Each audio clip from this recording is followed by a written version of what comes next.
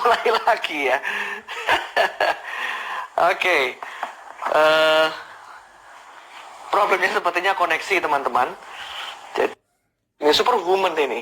I'm back again and again and again. Terima kasih sudah mampir lah. Ini ada Bu Novi. Halo Bu Seni. Terima kasih. Mohon maaf kalau tadi kemudian pedot-pedot ya Bu. Ini saya dari request dari Bu Novi, semoga lancar ya kali ini ya. Saya mencoba untuk keluar lagi, kemudian saya masuk lagi, kemudian tidak bisa keluar lagi, kemudian saya masuk lagi. Ini semoga lancar kali ini ya. Ya, ini sekarang sudah ada Bu Novi. Terima kasih Bu Novi. Mohon maaf kalau nambahin redeknya ya Bu ya. Iya. Tahu aja Pak Imam. Ini karena pengalaman pertama ini. Iya, saya pengalaman pertama Bu mengalami yang ini Bu.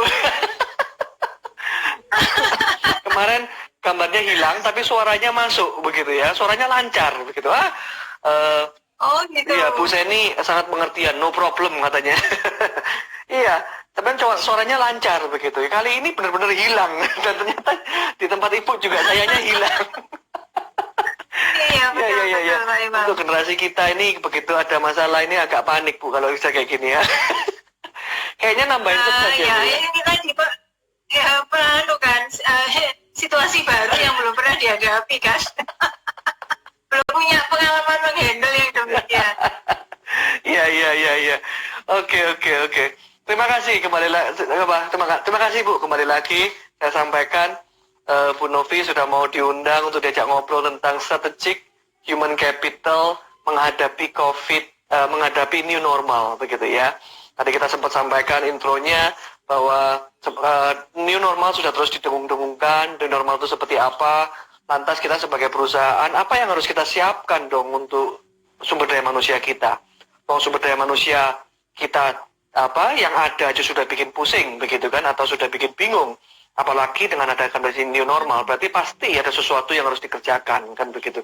Nah, kita sekarang sudah bersama dengan Bu Novi, seperti saya sampaikan tadi, masalah pengalaman Bu Novi dalam hal strategic human capital sudah tidak perlu dibingungkan, begitu, tidak perlu diragukan, sudah tahan uji, begitu ya. Sudah hampir 30 tahun, Bu Novi berkecimpung di dunia human resource, begitu. Jadi ini sudah jadi pawangnya human resource, begitu ya. Boleh begitu, bisa dibilang gitu ya? Kalau di era sekarang justru ukurannya bukan waktu Pak Iman. Gitu ya? Iya. Ukurannya lain ya? Harus ada diadaptasi ya. Tolong ukurnya lain sekarang. Tetapi kalau Bu Novi kayaknya enggak. Waktu ini sangat mempengaruhi. Dan Anda tahu teman-teman sekalian, sebelum Bu Novi online di sini itu Bu Novi masih keluyuran loh, masih di jalan. Ini wanita super aktif ini, super woman ini. Dan Bu Novi masih ingat buku ini Bu Novi?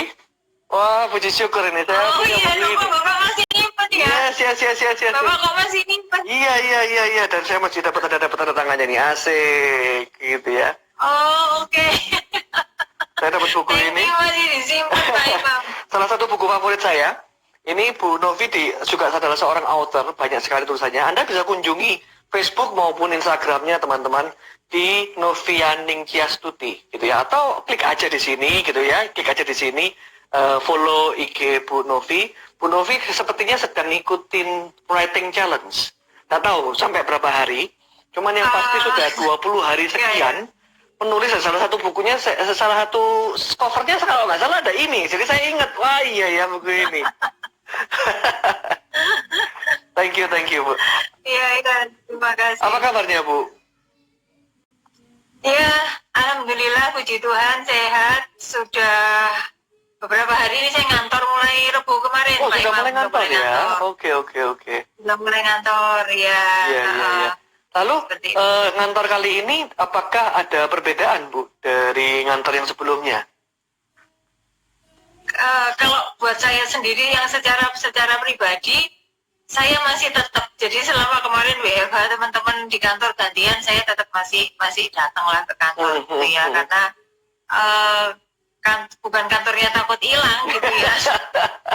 Tapi karena saya memberikan semangat untuk yang sedang ada di kantor gitu ya, di rumah ya di rumah, tapi yang di kantor saya memberikan semangat supaya mereka tahu bahwa saya tetap ada. Situasinya kan sangat beda dengan situasi-situasi sebelumnya Pak Imam. Oke.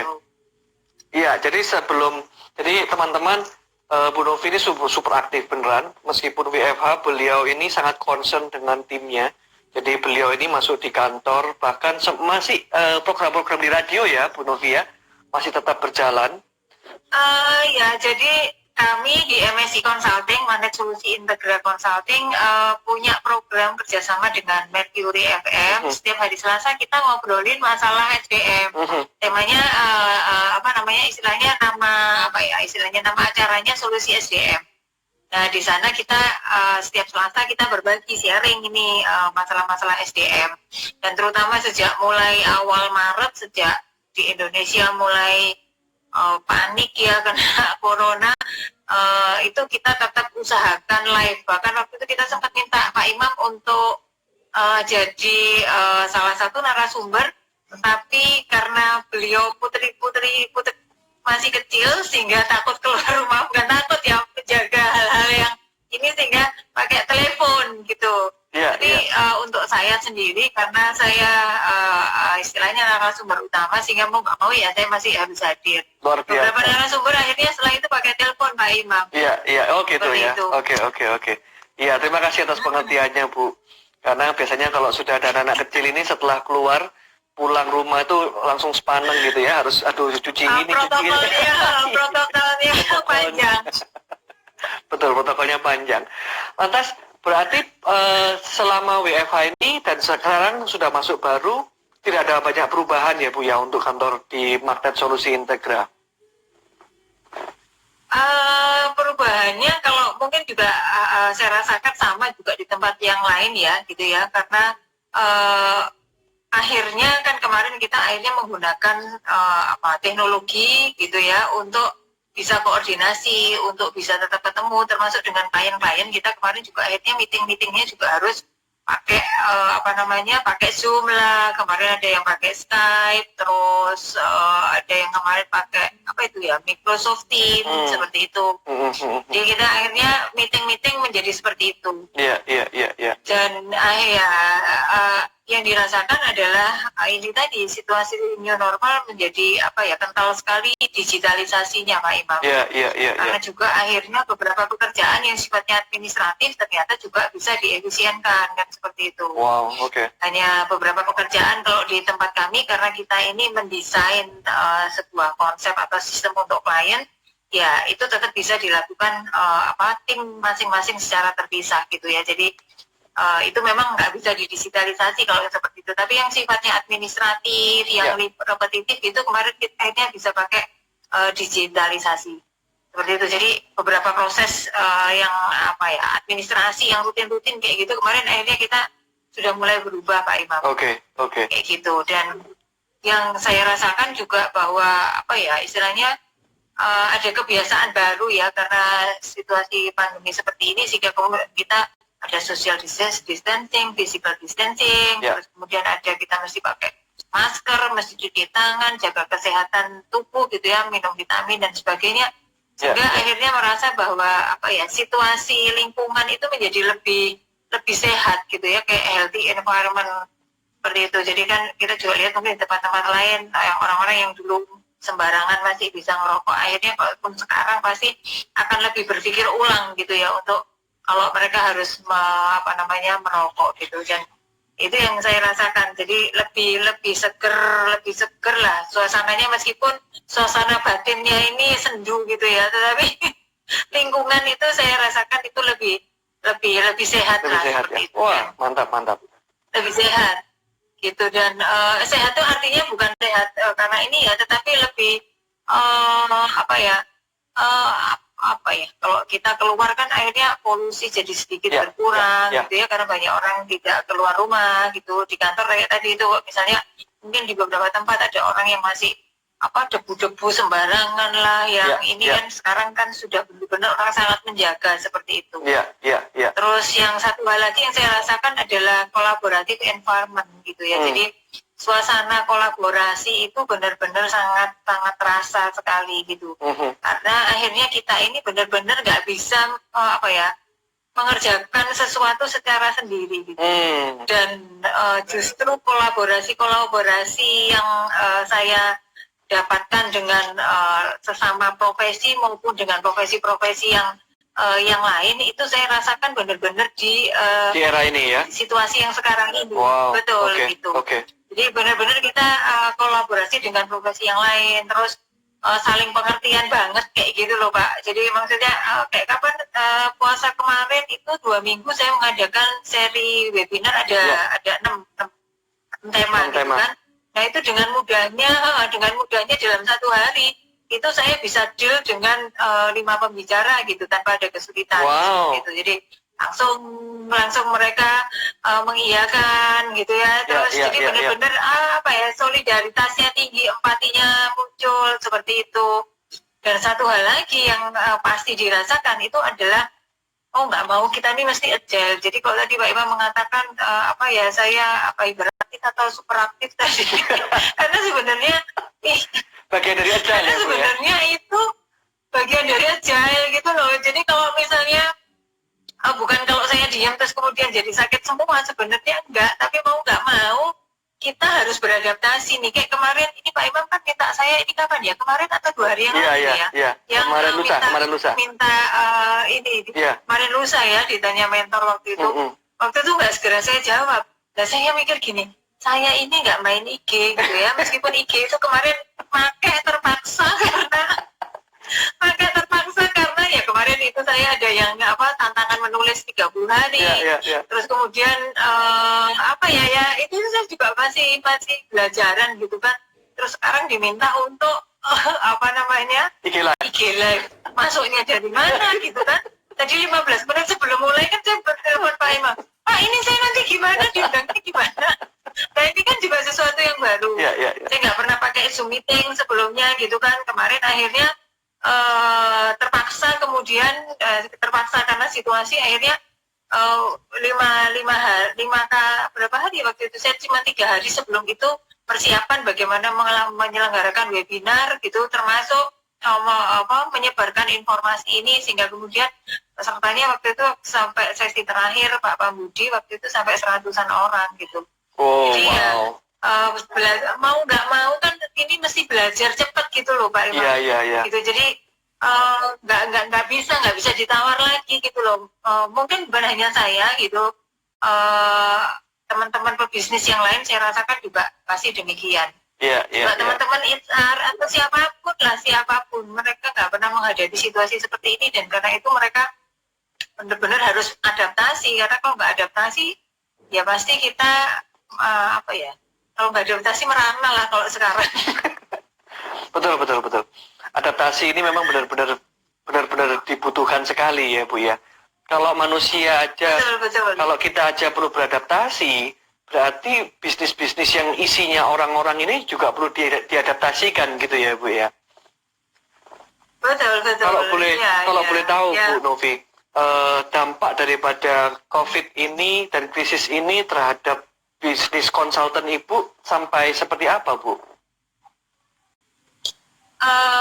Seperti halnya bisnis yang lain kita kena dampak artinya klien itu jadi wait and see gitu ya. Jadi wait and see artinya kemarin itu sudah minta penawaran, terus kita sudah bahas serius gitu ya konsep-konsepnya.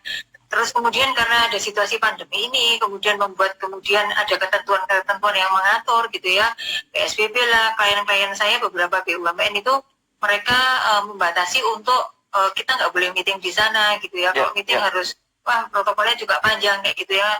Akhirnya situasi seperti ini membuat mereka tuh jadi mikir, sebentar ya, ini tunggu ini selesai dulu ya gitu. Jadi kayak seakan-akan ini temporary gitu ya kan, kita juga nggak tahu ini mau sampai kapan kan Pak Imam kan gitu. Iya. Kalau kabarnya 2 tahun bisa stres itu Bu ya.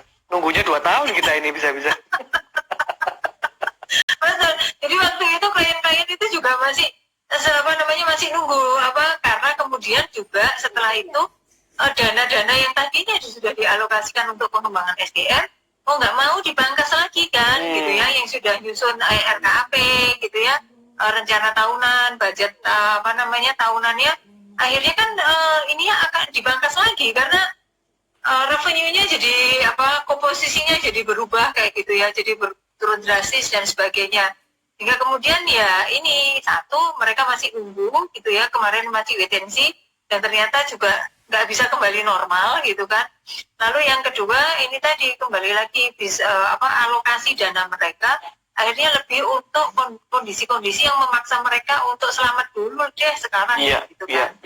Sehingga untuk pengembangan SDM akhirnya menjadi nomor yang keberapa, nomor terakhir seperti itu. Gitu. Jadi ya dampaknya sampai ke sana sih. Tetapi kemudian ya apa yang kita bisa lakukan pada saat kemarin adalah ya kita tetap memberikan semangat gitu. Jadi makanya kita waktu itu mengadakan free webinar dan kemudian kita sharing, kita undang pembicara-pembicara, termasuk waktu itu Bapak juga salah satunya gitu ya. Terus beberapa pembicara ada di Jakarta seperti itu tiga pembicara Jakarta gitu, termasuk ada Bu Eko juga. Dan kita sharing gitu kan, kita sampaikan hal-hal yang mungkin mereka bisa antisipasi dengan tema-tema yang juga waktu itu sesuai dengan situasinya. Jadi itu yang yang kita rasakan Pak Imam. Yang menyenangkan. Gitu. Tapi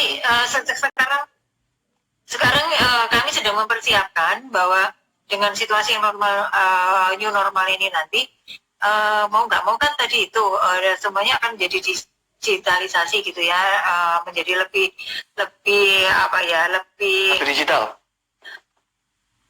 digital seperti itu. Nah, akhirnya kami ini sekarang sedang mau arrange untuk tes psikologi yang online gitu Pak. Jadi sehingga kemudian orang kalau misalnya mau assessment dan sebagainya mereka bisa lakukan secara online. Mantap. Jadi sekarang ini kita sedang set up. Kita kerjasama dengan vendor yang lain untuk men-setup ini, dan nanti kita akan provide untuk klien-klien kita di Surabaya, di Jawa Timur. Seperti mantap. Kita sekarang sedang menyiapkan, kita ada platform e-learning. Nah, platform e-learning ini yang selama ini kita kontennya itu belum terlalu banyak kita isi gitu ya. Jadi selama ini karena kemarin ini kita hanya punya satu modul. Nah, dengan kondisi seperti ini sekarang mau nggak mau, fokus saya harus lebih ke sana gitu ya. Jadi saya akhirnya fokus ke bagaimana supaya kemudian ini tadi platform e-learning yang saya miliki ini bisa dipakai untuk belajar, karena tidak sekedar misalnya kayak Zoom meeting ketemuan seperti ini, tetapi di sana itu nanti akan ada modul yang PPT yang ada suaranya gitu ya, yang kayak video kayak gitu. Terus kemudian kalau orang belajar benar-benar mereka harus membaca atau mendengarkan sekian persen kayak gitu. Karena nanti akhirnya kita jadikan modul pembelajaran yang orang mau nggak mau memang harus ngikutin gitu. Ada tugas-tugasnya. Kalau ada tugasnya kayak gitulah, kayak gitu. Jadi ada tugasnya, ada kuisnya harus sekian persen pas gitu ya, lulus. Terus kemudian ada tugas kalau misalnya ini case, kita berikan case, mereka upload dan kemudian kita akan evaluasi. Jadi nanti lulus tidaknya didasarkan itu yang sekarang sedang kita develop Pak Imam, materinya gitu ya. Kalau platformnya sudah ada, sudah jadi, tinggal materinya kita sesuaikan dengan kebutuhan klien. Mantap. Itu bisa dikatakan agak terlambat, tetapi ya harus sudah mulai sekarang gitu. Jadi kemarin sih sempat saya taruh gitu, maksudnya taruh tuh bukan menjadi fokus kita, dan sekarang mau nggak mau ya akhirnya ini harus kita pakai. Harus menjadi fokus akhirnya ya. Sesuatu yang baru ini ya, yang selama ini tidak menjadi prioritas, hari ini menjadi prioritas begitu ya.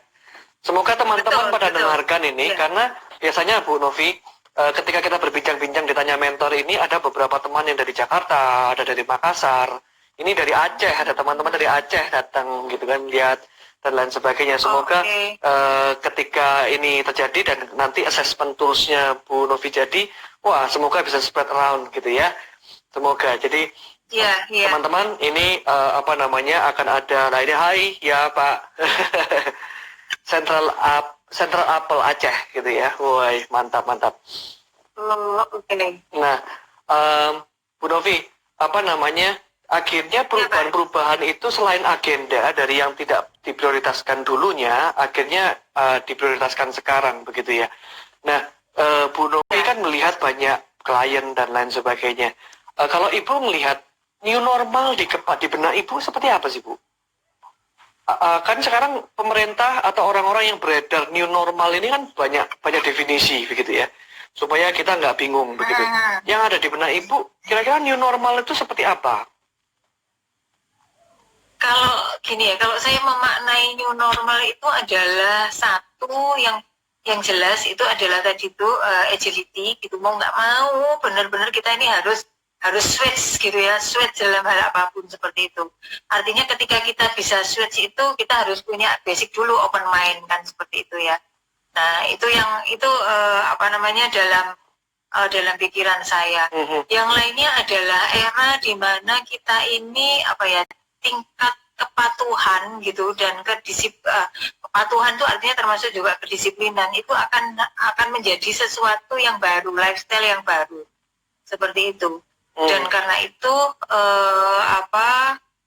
satu, meskipun tadi itu kita sangat patuh gitu ya, tetapi sebenarnya kita butuh kemampuan akselerasi yang tinggi karena itu tadi kita berada dalam situasi yang sangat cepat berubah dan situasi yang kita masih nggak tahu ujungnya seperti apa. Pasti akan ada ujungnya, tetapi kita sekarang tuh sama-sama meraba ujungnya ada di mana, itu yang kita belum tahu. Situasi di mana kemampuan empati kita akan pasti dibutuhkan lebih banyak, Pak Imam. Kemampuan empati. Seperti itu, karena makin banyak proses yang dilakukan secara online, kemudian social distancing dan sebagainya. Mau nggak mau harus ini tadi ya, empati dalam bentuk yang lain gitu ya, empati dalam bentuk yang lain yang selama ini mungkin saya juga merasakan artinya itu tadi tuh. Kepedulian satu sama yang lain itu makin tinggi, meskipun ya kita tahu kita sama-sama susah gitu ya, sama-sama dalam situasi yang tidak mengenakan, tetapi ya ini tadi kita benar-benar sama-sama bahu-membahu. Bahkan sekarang ini saya sedang membuat podcast, kemarin kita sudah tapping berapa kali ya, sebentar, 7 sesi Pak Imam. Wow. Itu ada teman yang secara bisnis dia itu bisnisnya itu I.O. gitu ya, dia di I.O. bisa dibayangkan kan kalau sekarang kan ini udah pasti tiarap banget kan, gitu kan. Jadi dia punya peralatan-peralatan yang canggih untuk syuting lah, video dan sebagainya. Dia sudah sejak bulan Februari itu ketika event-event itu dibatalkan, terus itu kan ya udah tiarap kan. Nah akhirnya kemarin itu juga sama-sama. Nah maksudnya saya punya kompetensi ini di bidang SDM, kemudian dia punya fasilitas itu, akhirnya dia gandeng saya untuk bikin podcast gitu. Kolaborasi terjadi ya. Waktu awal jalan itu kita, betul, waktu awal jalan itu saya tanya, ini aku bondo apa ya, kalau misalnya orang Jawa Timur gitu, aku ini bondo apa, saya bilang gitu, kamu dengan alat-alatmu kayak gitu, terus membuat ini sampai kemudian diedit dan sebagainya, sementara saya ini kan nggak ngeluarin apa-apa. Dia bilang, ya nggak apa-apa, sama-sama lah gitu loh, sama-sama. Jadi kita justru melakukan sesuatu yang mungkin bisa menjadi motivasi yang lain. Akhirnya kita bicarakan, ya udah kita bikin podcast untuk sesuatu, untuk ini teman-teman pencari kerja, gitu ya, teman-teman yang baru lulus, gitu kan. Ini dengan situasi seperti ini, di mana banyak perusahaan mengurangi karyawan dan sebagainya. Ini kan terus gimana nih, apakah masih ada harapan atau enggak kayak gitu loh. Nah kemarin akhirnya kita membuat itu gitu. Jadi kita justru punya misi yang lain di situasi yang kita sama-sama punya keterbatasan gitu. Bahkan kemarin guyon-guyon waktu ketemu lagi kemarin habis ambil gambar, wah ini aku dari habis puasa kemarin udah naik 1 kilo. Kemarin kurang ini dia bilang turun badan 5 kilo. Terus ini staffnya jawab, turun 5 kilo bukan karena puasa, itu stres, gak punya order katanya. Jadi ini sesuatu yang luar biasa Pak Imam gitu. Jadi justru di sini ini perasaan sama, perasaan kepingin senasib sepenanggungan melakukan sesuatu yang lain untuk orang lain yang mungkin ya kita masih lebih baik lah, kita punya sesuatu yang bisa dibagikan gitu ya. Untuk orang lain yang membutuhkan kayak tadi kan, akhirnya kita yang lebih cocok pencari kerja. Karena pasti mereka bingung gitu ya, habis lulus, terus kemudian situasi kayak gini, terus mau nyari kerjaan kayak apa gitu. Jadi ketajaman kita jadi, untuk itu ditunggu juga. Iya, ditunggu juga ya, teman-teman. Saya bilang tadi kan, superwoman, wanita yang sangat aktif. Sudah ada banyak loh yang dikerjakan. Ya kan, apa yang sudah Anda kerjakan, semoga ini juga bisa mengingatkan kita, PR-PR kita. Mungkin kalau belum, nah Ibu Novi ini telah mengerjakan banyak hal di masa-masa ini. Ada event dengan 6 topik, dengan pembicara bermacam-macam. Salah satunya saya waktu itu, terima kasih Bu. Kemudian ngobrol di radio, begitu kan, terus berjalan. Hari ini ngomong tentang podcast. Tadi ngobrol tentang e-learning. Wow, itu aja sudah 4 begitu ya. Belum ketemu dengan klien, belum ketemu dengan komunitas dan lain sebagainya. Well, you know guys. Ditunggu. Assessment tools juga ada gitu ya. Nah, Bu Novi, kalau gitu Bu, apa sih yang perlu disiapkan bagi perusahaan-perusahaan untuk menyiapkan apa ini untuk sumber daya manusianya, Bu? Agar ketika memang sudah dicanangkan new normal terjadi, kita sudah siap begitu. Iya, jadi sebenarnya kan gini, ketika kemarin kita melakukan WFH dan sebagainya, pada saat itu kan kita ini jangan lupa pada saat itu kita juga melakukan mapping terhadap orang-orang yang ada di dalam tim kita gitu ya. Mapping itu artinya kita benar-benar mengevaluasi dan melihat gitu siapa-siapa yang punya kompetensi punya agility yang tinggi, kemampuan adaptasi yang tinggi, dan kemudian juga punya semangat dan kompetensi yang benar-benar dibutuhkan di situasi baru nanti seperti itu. Sehingga satu itu tadi mapping gitu ya, mapping tim kita. Artinya jangan sampai juga orang-orang yang bagus yang ada di dalam tim kita, ketika kompetitor kita ini justru punya punya dana yang cukup besar dan mereka kemudian segera bisa ekspansi, orang-orang yang ada di dalam tim kita yang tidak kita engage dengan baik, ini malah orang kunci kita bisa diambil oleh kompetitor. Nah, jangan sampai seperti itu, gitu kan? Seperti itu. Dan artinya kita tadi itu ketika mau melakukan mapping juga harus satu sisi kita mengengage orang-orang yang terbaik yang ada di dalam tim kita. Nah, ketika kita melakukan mapping ini tadi, sekalian kita juga melakukan identifikasi kompetensi-kompetensi baru yang kira-kira akan dibutuhkan di dalam bisnis kita, gitu ya. Jadi karena kompetensi-kompetensi ini bisa jadi sebelumnya itu mungkin tidak ada, gitu ya, tidak dibutuhkan. Tetapi sekarang justru benar-benar makin dibutuhkan, seperti itu. Nah, satu identifikasi tadi itu orang-orang kita, terus kemudian dengan identifikasi kompetensi baru, lalu juga kita perlu juga karena sebuah perusahaan ini kan perlu sebuah budaya ya. Nah, values yang kemudian bisa membangun etos kerja yang baru itu kita perlu lihat lagi apakah yang lama, values yang lama itu masih sesuai atau enggak gitu. Sehingga kita sekarang harus bisa melihat lagi kira-kira ada values baru apa lagi nih yang mesti kita bisa istilahnya bisa kita lakukan, kita timbulkan lagi, sehingga kemudian ini akan membentuk sebuah culture atau budaya yang baru, seperti itu. Karena budaya inilah yang nanti akan mengarahkan perilaku orang-orang yang ada di dalamnya, seperti itu. Oke, jadi itu yang terkait dengan orang yang basicnya di situ itu Pak Imam. Oke. Jadi yang pertama gitu. Kita justru saat ini kita bisa melihat mapping orang-orang kita, begitu ya. Mereka tuh kira-kira orangnya seperti apa, integritinya seperti apa, menghadapi krisis seperti apa, dan lain sebagainya. Kemudian kita secara nggak langsung ketika kita mapping, kita juga bisa melihat kompetensi-kompetensi mereka ini bisa nggak kita ajak untuk berperang di new normal, begitu ya. Dan setelah itu kita mulai mengidentifikasi kalau orang-orangnya ada yang bagus dan belum punya kompetensinya, kita latih mereka, begitu ya. Dan lain sebagainya, Bu. Kemudian kalau itu orangnya, Bu. Kalau misalkan kita ngomong sistemnya, Bu. Itu orangnya. Kalau sistemnya terutama nih, gitu. Karena nanti kan kemudian beberapa perusahaan yang kemarin menetapkan WFH dan melakukan evaluasi, ternyata kemudian menetapkan bahwa kalau kemarin masih separuh-separuh, gitu ya. Itu menetapkan bahwa nanti ke depannya mereka justru akan memakai WFH ini sebagai istilahnya kayak jam kantornya mereka gitu loh. Jadi orang-orang tidak harus bekerja di kantor gitu ya, orang-orang nggak harus kantor, mereka bisa mengerjakan dari rumah gitu.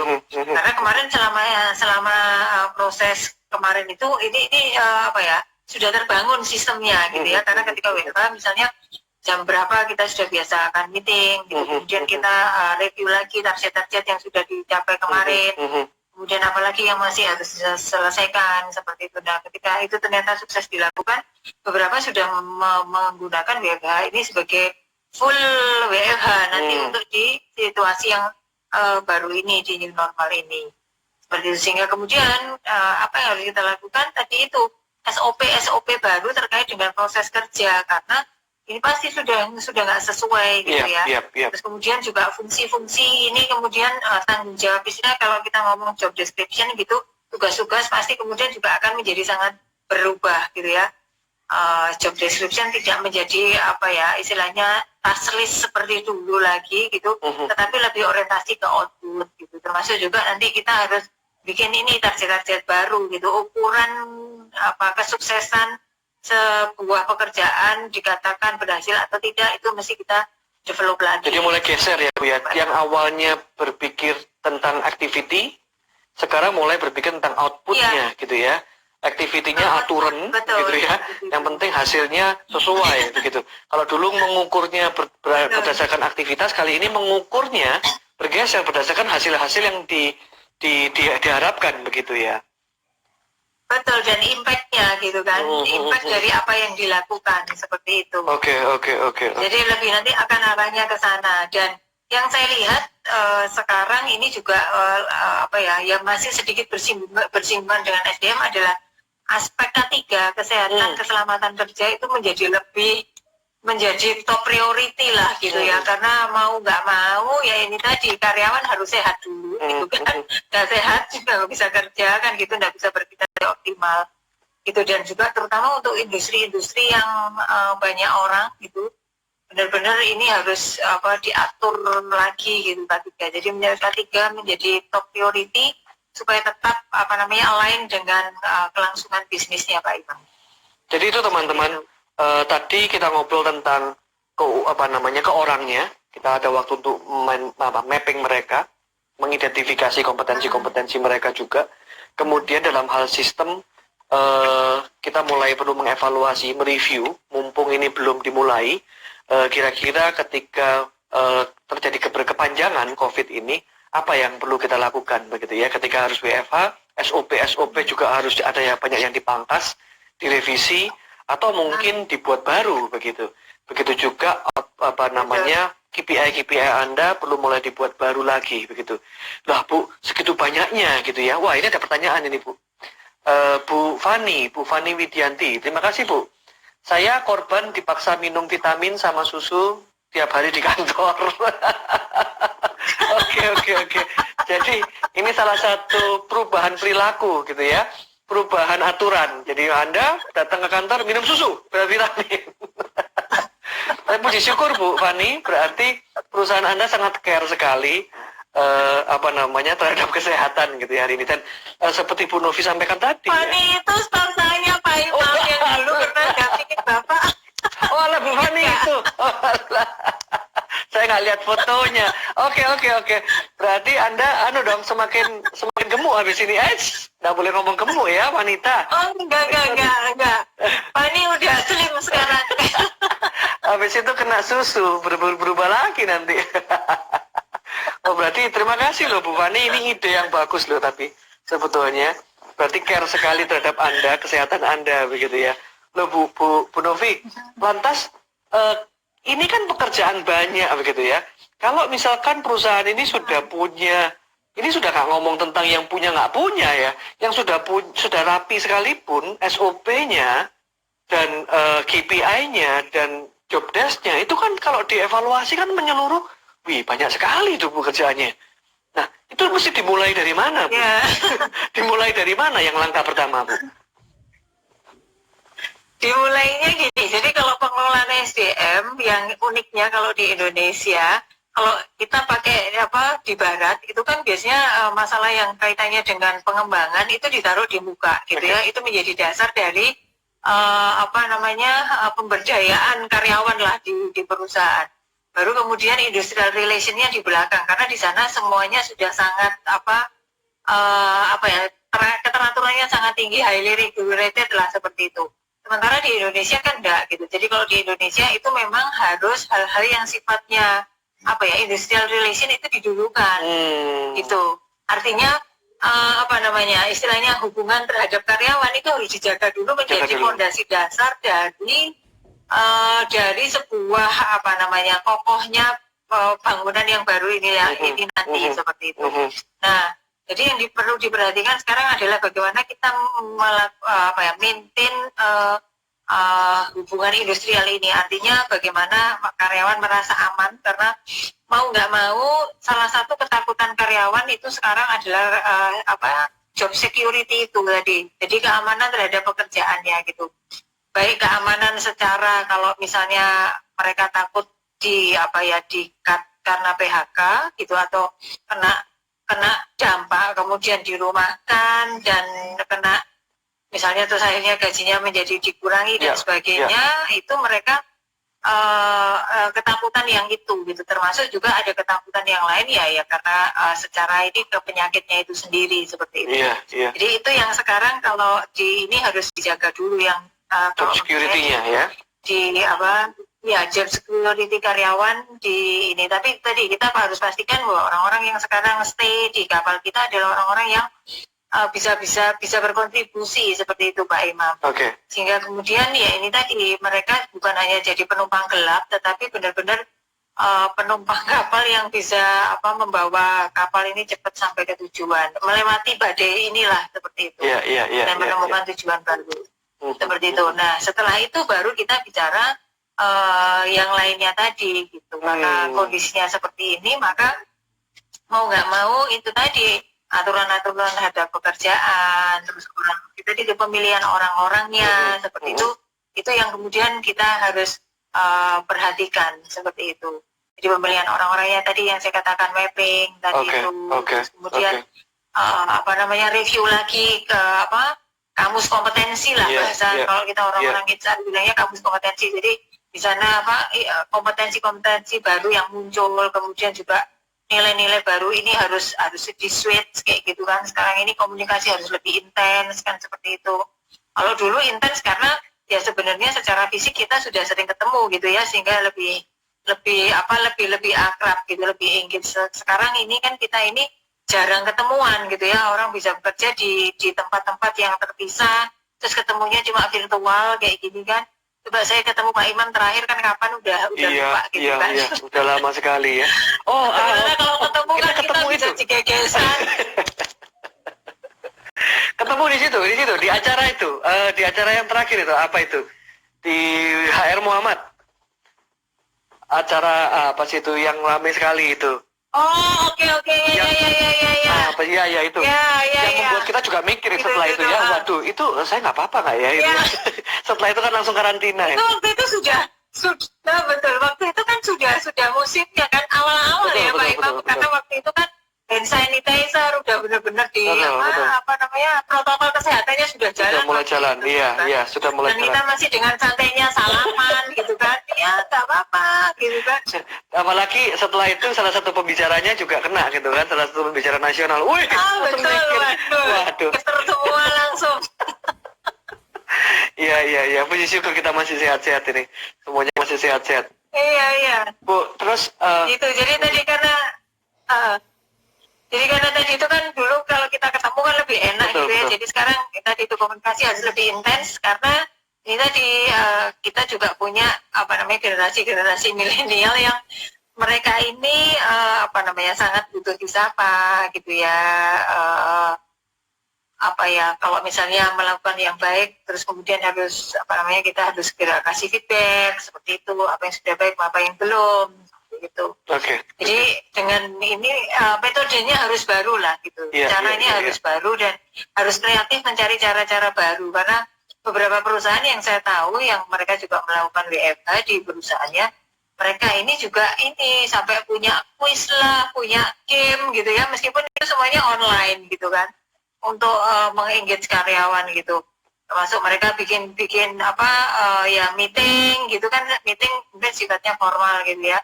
Tapi setelah meeting mereka bisa bikin lagu-lagu lah yang sebagainya.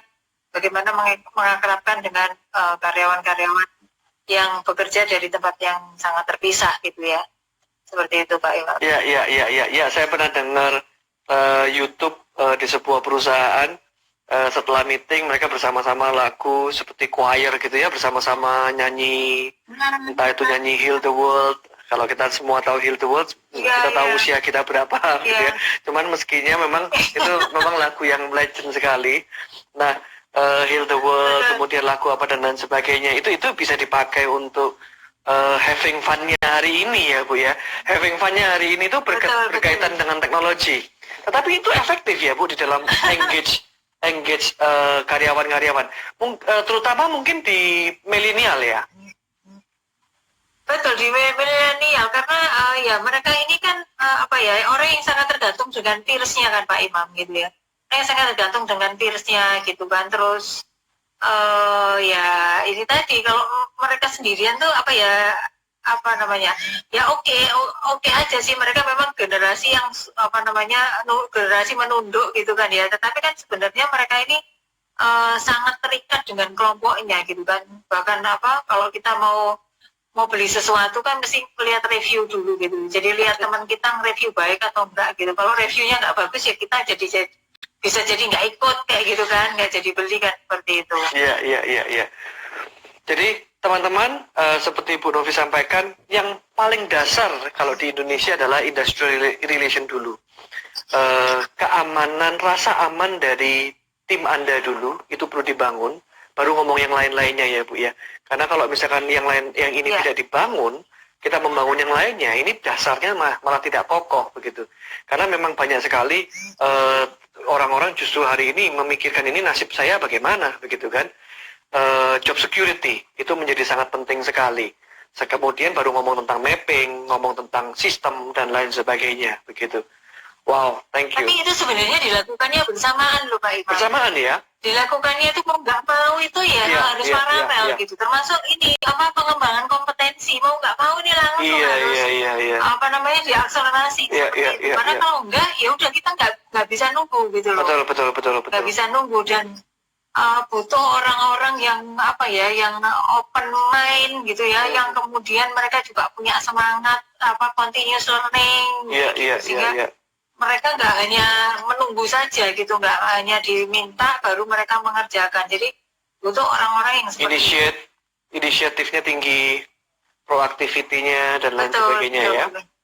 Bu Novi, adakah pesan-pesan yang perlu di-sharing untuk perusahaan-perusahaan atau untuk rekan-rekan business owner terkait new normal, strategic human capital in the new normal, Bu?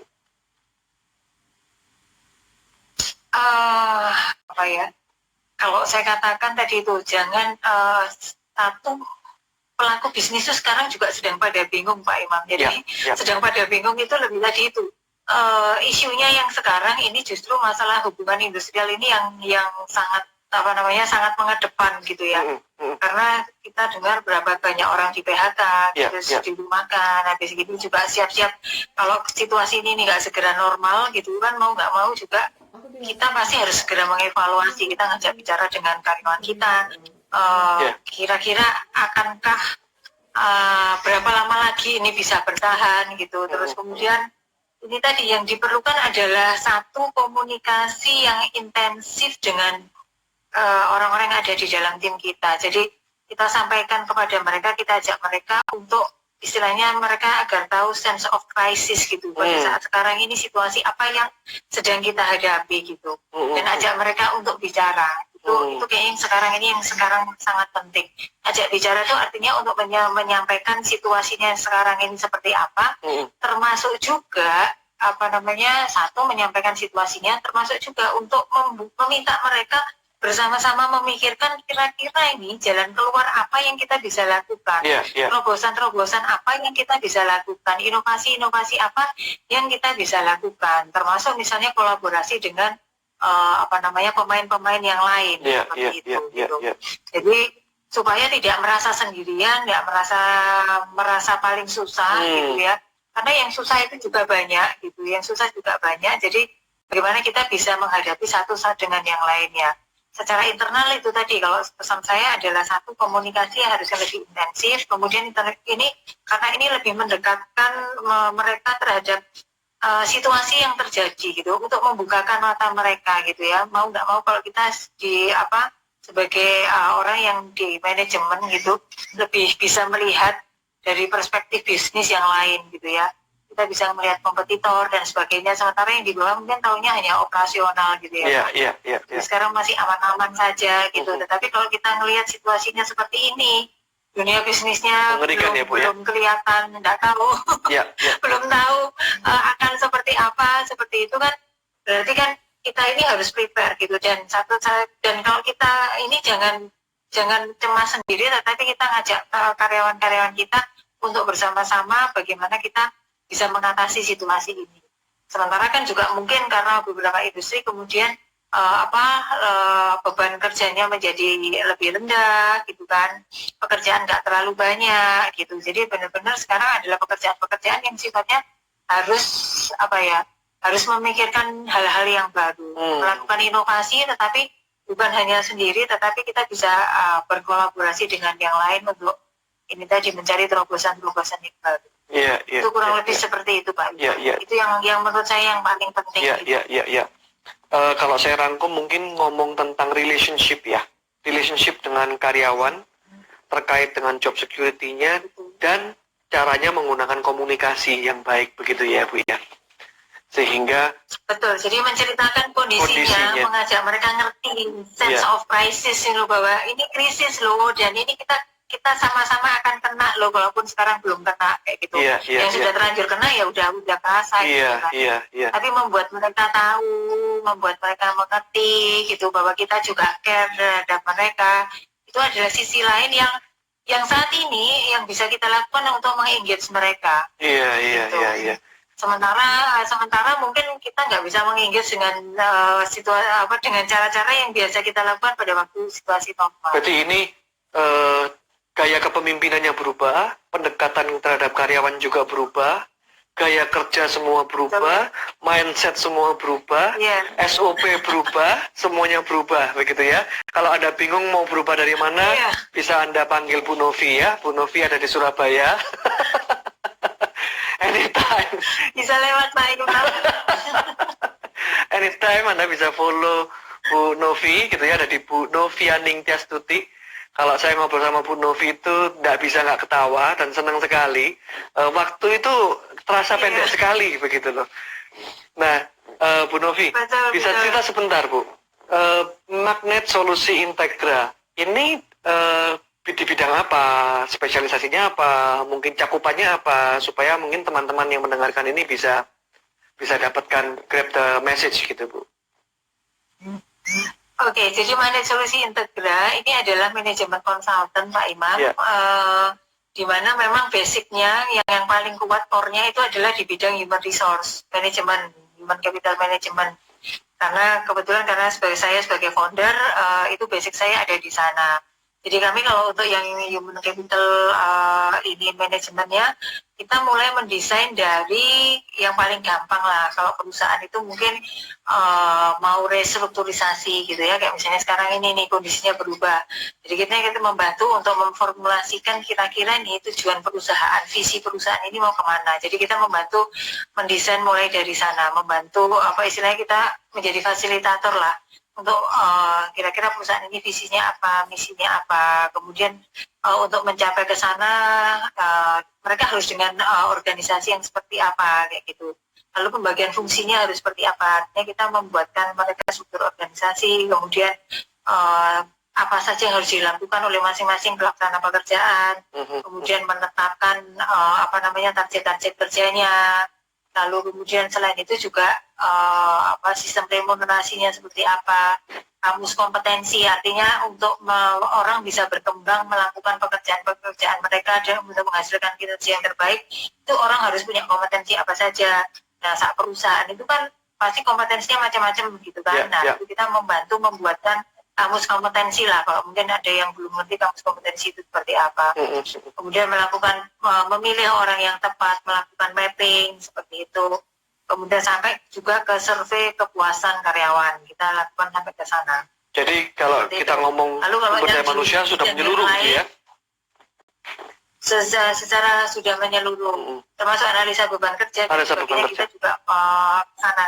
Itu kemarin waktu situasi normal gitu ya. Mungkin sekarang ini banyak beban kerjanya yang ya kita ternyata tahu bahwa ternyata nggak perlu sebanyak orang kemarin ini gitu lah ya, kemarin mungkin kemarin kita mau apa benar-benar menunjukkan hasilnya aja sudah keberatan, ini wah nggak bisa, ini orang ini nggak bisa dikurangi dan sebagainya. Kalau sekarang ternyata mau nggak mau tetap bisa gitu kan. Nah, kurang sedikit ya, ini bisa lagi nggak, dipotong lagi nggak? Iya. Itu yang kayak gitu, termasuk kita juga melakukan ini studi kelayakan FS gitu ya. Jadi kalau ada perusahaan ingin membuka industri baru atau masuk ke bisnis baru, kita membantu untuk melakukan FS, membuat rencana jangka panjang perusahaan juga seperti itu. Iya. Sampai ke sana, Pak. Wow. Oke. Mantap. Terima kasih Ibu Novi. Anda bisa langsung follow Ibu Novianing Tiastuti di IG-nya.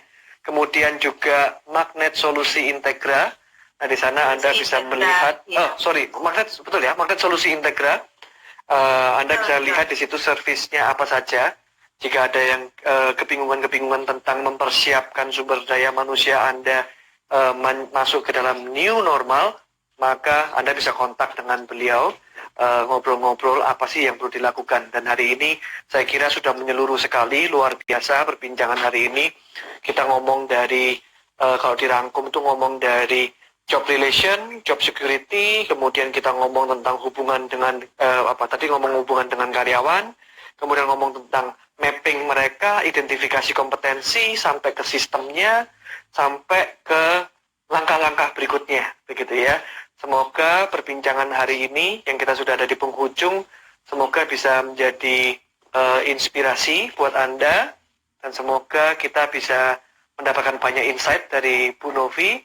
Dan mohon maaf bagi Anda yang tadi di awal putus nyambung, begitu.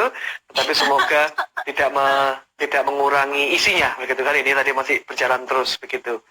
Sampai sekarang saya sampai bingung. Saya sampai bingung Bu Novi. 1 jamnya itu sampai jam berapa, begitu kan? Soalnya kalau saya mau lanjutkan, kadang-kadang itu pemberitahuan dari Instagram itu 30 detik sebelum putus, Bu Novi. Nah, ketika saya nanya, ketika Bu Novi lagi enak ngomongnya, begitu kan? Kemudian di situ dikasih tahu ada tiba-tiba ada 30 detik. Waduh, ini bagaimana? Jadi tapi tidak apa-apa, kita tetap nyambung aja sampai nyapa-nyapa teman gitu ya. Ada Pak Samuel Teguh, thank you Pak Samuel Teguh sudah join. Di sini ada teman Pak Agus gitu ya. Ini dari travel Bu Novi. Kalau misalkan ini sambil Pak Gus Kopang ini bukan? Yang Sky Sea Travel. Yang Sky Sea Travel. Oh. Gitu. Bu, kalau misalkan kita ngomong sistem, mungkin sekaligus jawab ini. Oh, ada Pak ini Pak Rian ini, kaos kaki. Nah, kaos usahanya di bidang kaos kaki begitu ya. Nah, Bu, kalau misalkan ini mumpung masih ada waktu, aplikasi sistem manajemen di bidang manufaktur dan di bidang ini travel, bagaimana perbedaannya, sampai banyak kah perbedaannya? Ada Pak Dwiken, Bu Novi. Halo Pak Dwiken, thank you. Oh, oke. Ya, Pak Ken. Thank you. Berbeda banget nggak? Iya, saya masih harus multitasking ini. Betul.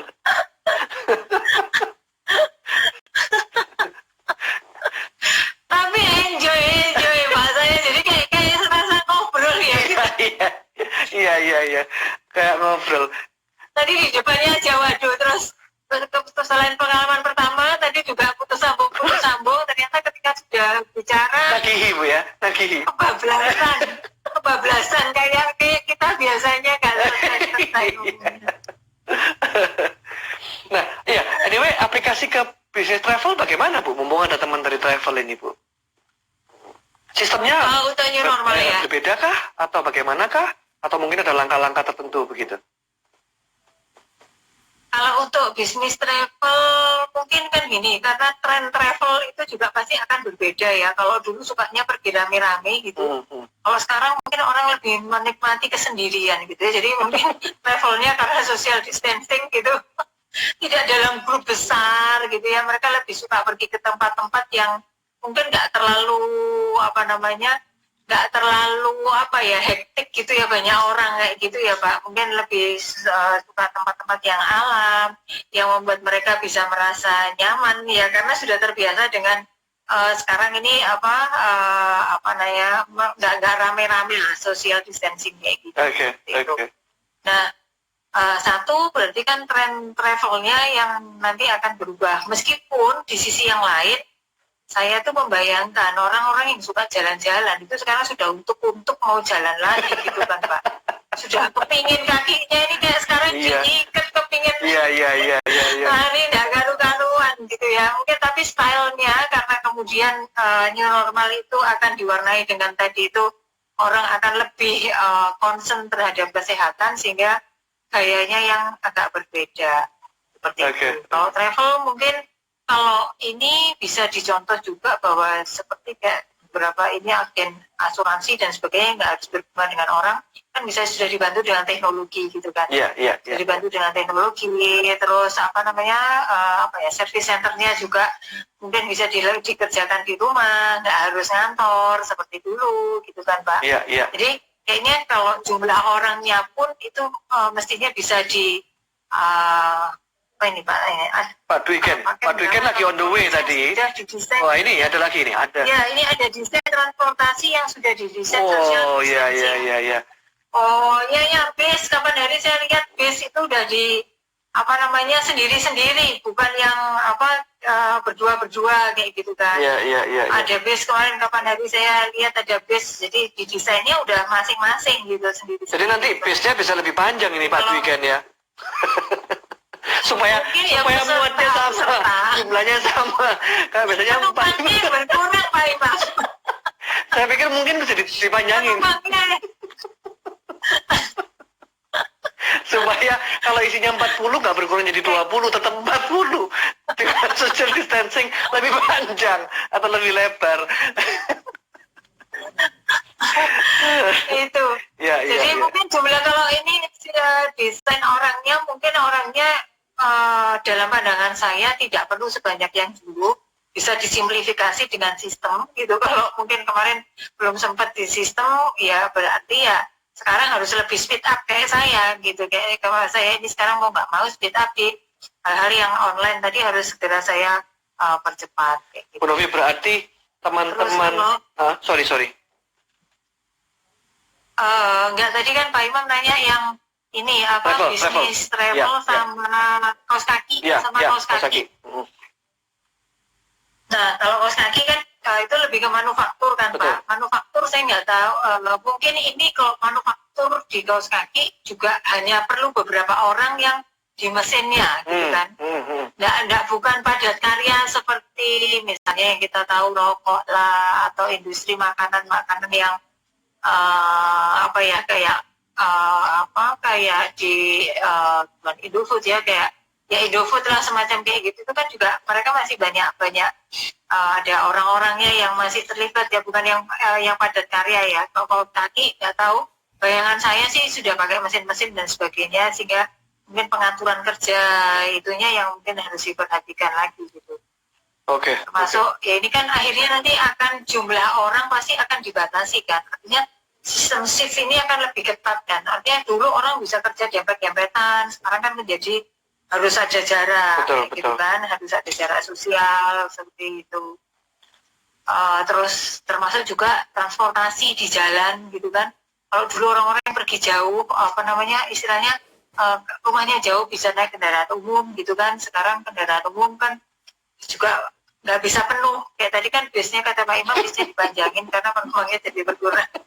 Jadi mereka juga nggak bisa ini kan pergi ke kantor dengan dulu misalnya bareng-bareng naik bemo bisa bangku panjang 4, bangku pendek 3 yang kayak gitu kan. Karena sudah nggak bisa empet-empetan seperti itu lagi. Kan? Jadi pasti akan ada perubahan di dalam pengaturan kerja lagi seperti itu. Bisa dikatakan begini nggak Bu Novi? Para profesional atau para pekerja atau karyawan ini juga perlu meningkatkan kapabilitasnya. Kalau enggak, banyak perusahaan yang bisa menggantikan kita ini menjadi mesin begitu ya. Nah ini sebelum direspon banyak, ini sudah tinggal ada tulisannya tiba-tiba 20 detik lagi, Bu. Oh iya. Saya nggak lihat. Tapi thank you Bu Novi. Thank you untuk waktunya. Semoga berkenan ini untuk perbincangan Terima kita kasih, hari ini. semoga bermanfaat. Pasti bermanfaat. Ya.